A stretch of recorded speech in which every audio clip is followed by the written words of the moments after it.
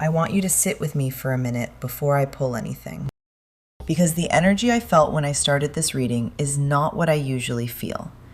There's a steadiness in the air around you right now that I want you to notice, like something heavy is about to be lifted off your shoulders. And the person doing the lifting is somebody you have probably underestimated, or somebody you haven't met yet who is closer than you think. This is not a you'll meet a stranger and fall in love kind of reading. This is something more specific. This is a person with weight to them, real weight, real life behind them, and they have chosen you, quietly, without telling anyone yet. Let me show you what's coming through. The first thing I want to tell you about this person is the quality of their energy, because I think it's going to surprise you.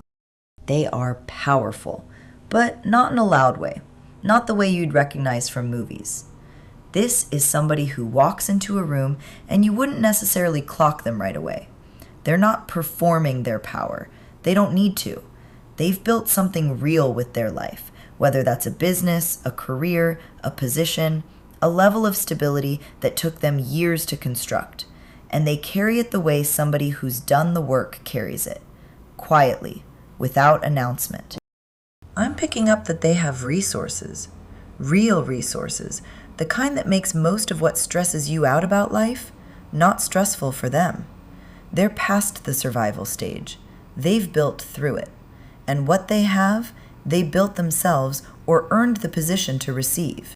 But the thing about this person, and this is what's going to disorient you a little when you fully understand who they are, is that they don't lead with any of that. They don't bring it up. They don't show it off. You might know them for a while before you fully realize the scale of what they've actually built. So here's the part that's going to mean something to you, because I think you've been wondering, why me? Why would somebody like that choose me? They didn't see your usefulness. They didn't see what you could do for them.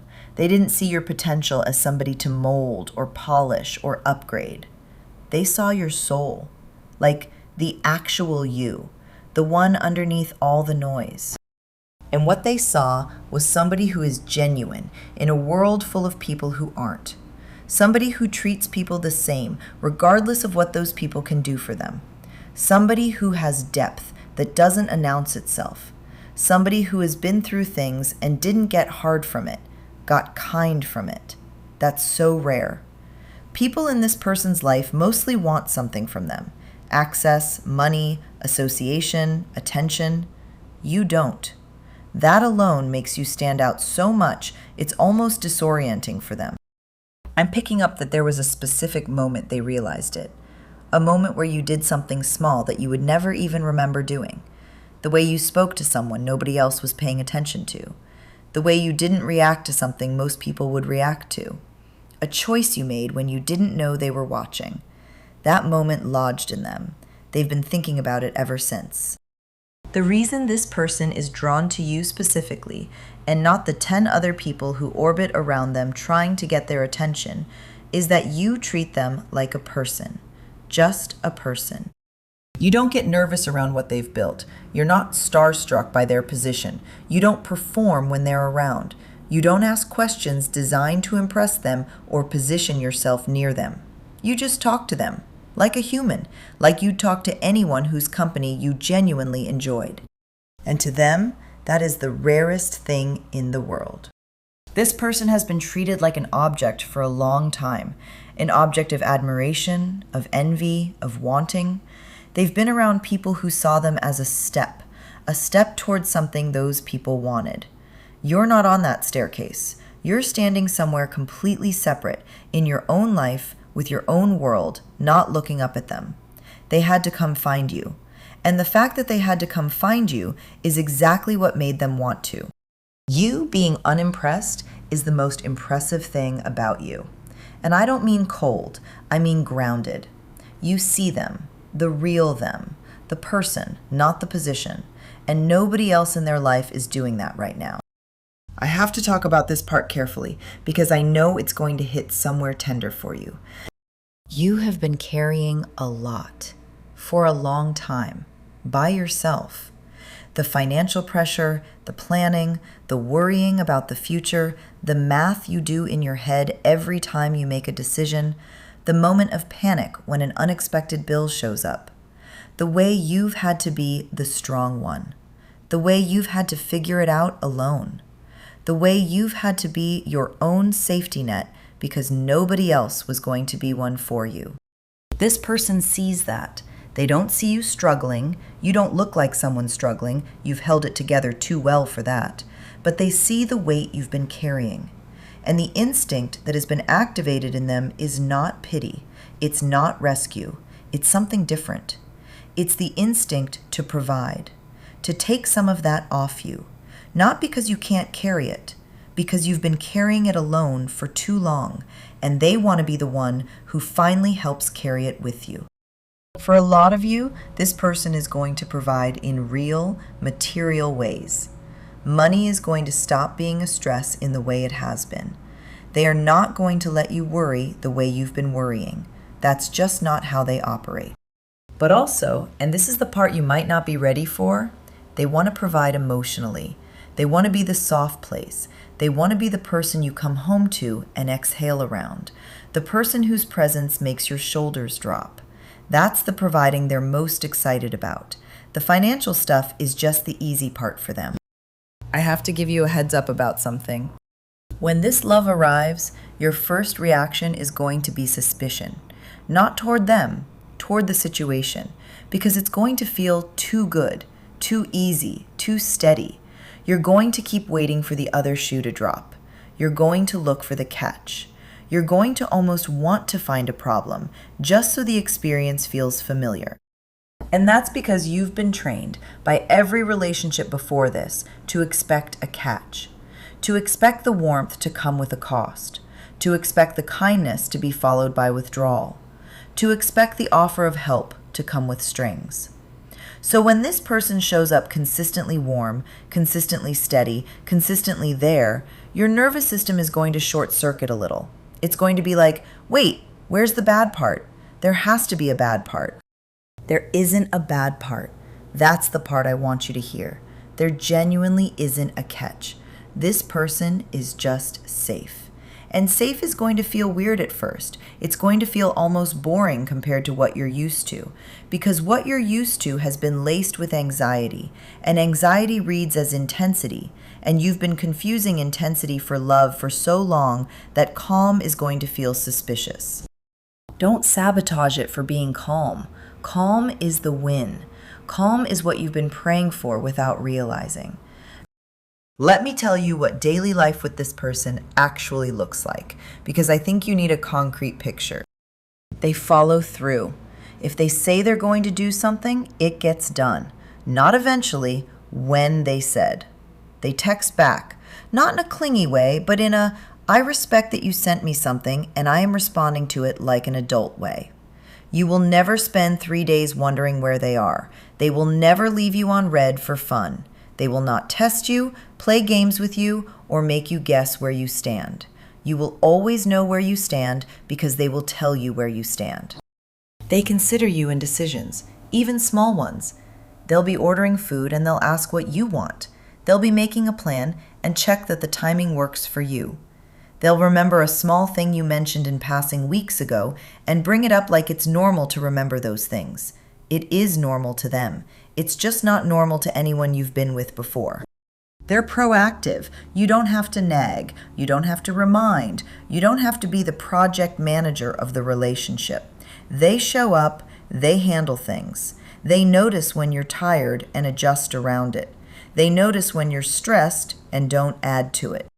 For a lot of you, the first month with this person is going to be the first month in years where you don't have a knot in your stomach. That alone is going to tell you everything. I want to address something head on because I think it might be on your mind. This person has the resources to overwhelm you with gifts and grand gestures if they wanted to. They could shower you in things. They could try to win you with what they can afford.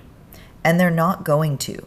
That's actually important because they know, they understand at a deep level that someone like you cannot be bought.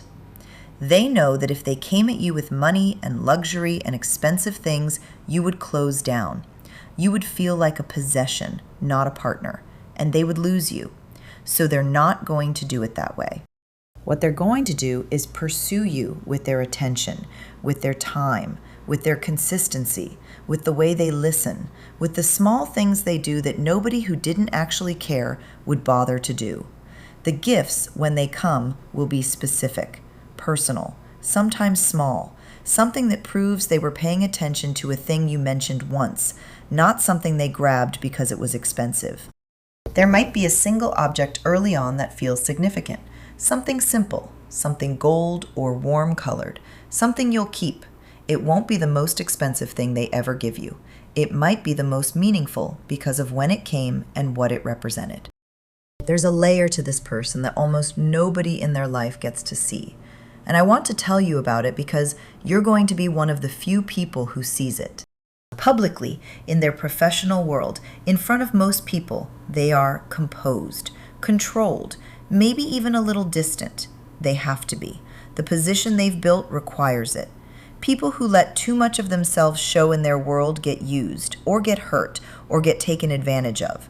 So they've built a version of themselves that's polished and contained. The real them is softer, more tender, actually pretty sensitive. There's a part of them that gets tired of being the strong one too. There's a part of them that wants to be held, not just to hold. There's a part of them that has private things they have never told anyone because there's never been anyone safe enough to tell. You are going to be the safe one. They might have a reputation, by the way. Some of you, the person you're about to be with, has a story people tell about them that isn't fully accurate. Maybe they've been misjudged. Maybe people made assumptions. Maybe a past version of them did something that has followed them around. You're going to see past all of that. You're going to see the actual person. And the fact that you see them clearly instead of through other people's stories is what's going to break them open. I'm hearing a name with a J. Could be James, John, Jordan, Julia. Take it if it lands, leave it if it doesn't. I need to say this clearly because I don't want you to misunderstand the dynamic. This is not a rich person rescues you story. That's not what this is. If you think this is going to be you small and grateful and them big and providing, you're not seeing it right. This is two equals meeting each other. They have what they have, you have what you have. And what you have, your depth, your soul, your way of seeing people, the rare quality of being someone who is fully themselves, is something they value as much as you value what they bring, maybe more. Money can be made. Status can be built. You can't be replicated. They know that. So when they come into your life, they're not going to make you feel like you owe them. They're not going to lord their position over you. They're not going to expect you to shrink so they can feel big. The opposite. They want you to expand. They want you to grow into the room they're creating for you. They want to see what you do when the survival stress is finally off your back. You're going to find parts of yourself you forgot existed once you're not exhausted all the time. They want to see those parts. They want to be the one in the room watching you come back to life. The future this person is starting to picture with you is quiet. I think that's going to surprise you. It's not a glamorous picture. It's a peaceful one. Mornings together. A home that feels like a refuge from the world, not a place to perform a life in. Long conversations that go nowhere in particular. Trips that aren't about being seen. A dog, maybe. A garden. A version of life that's beautiful because of its softness, not because of how it looks on the outside.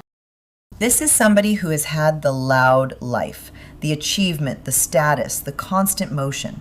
What they want now is the opposite of that.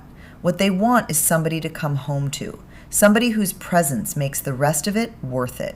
And when they picture that somebody, your face is the one in the picture.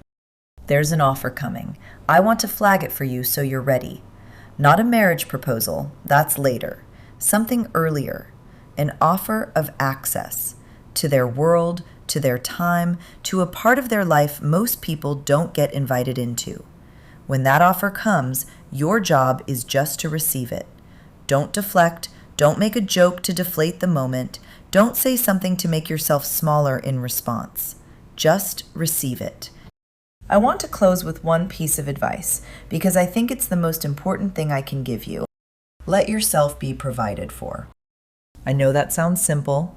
I know you might even be a little defensive reading that because you've been independent for so long that the idea of letting someone take care of you feels like a loss of identity. It's not. Letting someone take care of you doesn't make you less. It makes you human. You were never supposed to carry everything alone. You just got used to it because nobody good enough to help showed up. Somebody good enough is here now, or about to be. And the only thing you have to do is let them. That's it. That's the whole assignment. Stay soft, stay open. Don't push the help away because the help feels unfamiliar. Don't pretend you have it handled when you're exhausted. Don't be too proud to be loved well. Be loved well. Let it land. You spent years being the one who held everyone else up. The universe noticed. And what's coming next is your turn to be held. I'll see you in the next one. Bye.